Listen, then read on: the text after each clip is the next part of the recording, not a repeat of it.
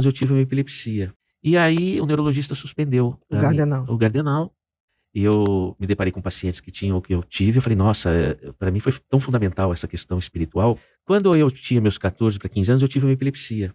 Uma crise? Eu comecei a ter epilepsia, mas era uma crise de ausência. Ausência. A minha mãe me levou ao neurologista, eu tomava uma medicação e me levou num centro espírita para fazer um tratamento espiritual. Uhum. E eu me dedicava àquele tratamento espiritual. Ela fez as duas coisas. Fez as Foi duas no coisas. médico, Eu tomava um medicamento, Gardenal. Gardenal, na época só tinha isso, E né? tomava e fazia os tratamentos semanais. Era segundas e quartas, eu pegava um ônibus, Estação da Luz, e ia até o centro da cidade, na Federação Espírita do Estado de São Paulo.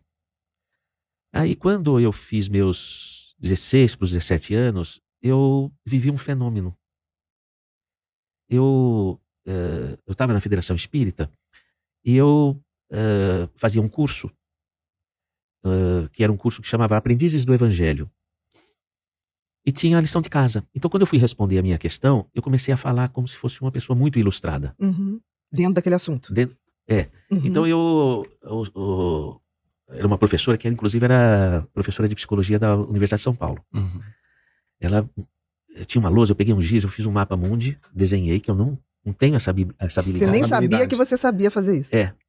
E desenhei e dei 1 hora de aula explicando por que Jesus nasceu onde ele nasceu. Coisas que eu não sabia. Sim. Não é? E aí eles disseram o seguinte, olha, você aflorou uma psicofonia, que é um tipo de mediunidade. E não tive mais epilepsia de ausência. Mais nada. Mais nada. Depois desse dia. Depois desse dia... eu não sei se eu falaria depois desse dia. Esse dia eu acho que foi um transbordamento de alguma coisa que eu vinha construindo. Uhum. Não é? E aí o neurologista suspendeu o Gardenal. E só que eu ainda tomei o Gardenal no dia do vestibular, porque eu prestei o vestibular, eu tinha meus 17 anos. Nessa época, né? Uhum. Foi quando eu entrei na Faculdade de Medicina da Universidade de São Paulo. E aí, quando eu entrei na Faculdade de Medicina, que eu me deparei com aquela cidade imensa, que é o Hospital das Clínicas, e eu me deparei com pacientes que tinham o que eu tive, eu falei, nossa, para mim foi tão fundamental essa questão espiritual, quando não deve ser também para essas pessoas. E aí você descobriu que não tinha nada sobre isso, né? Na faculdade, na época. É engraçado, eu não tinha essa noção. Eu falava abertamente sobre esse assunto como se fosse uma coisa natural. Porque para você era, né? Desde da tua infância. E os professores, as pessoas achavam que eu era corajoso de falar. E eu falava porque eu não percebia. Por exemplo, eu pedi na Faculdade de Medicina uma sala para poder fazer um estudo sobre espiritualidade, e a direção falou, só se for no porão. Achando que você ia desistir. E eu achei ótimo. Não, exatamente. Eu pintei o porão, eu comecei lá. Eu falei, nossa, aqui é a estrutura da faculdade, né?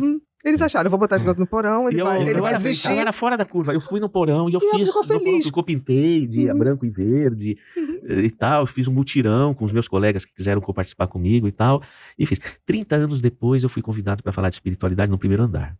Que legal. Subiu, né? Tentaram botar você no subsolo. Mas eu não percebia eu não tinha nenhuma maldade, nenhuma malícia nesse sentido. Pra você só queria um espaço. Era normal pra mim isso. E falei, nossa, como você é corajoso de falar. Corajoso, como assim, né? E eu não percebia, assim, objeções. E o que acontece? Dentro da universidade, os professores, os cientistas têm medo de falar, vou generalizar, publicamente sobre isso. Eu não tinha medo. Então, o que acontece? Muitos professores me procuravam no bastidor, me apoiando.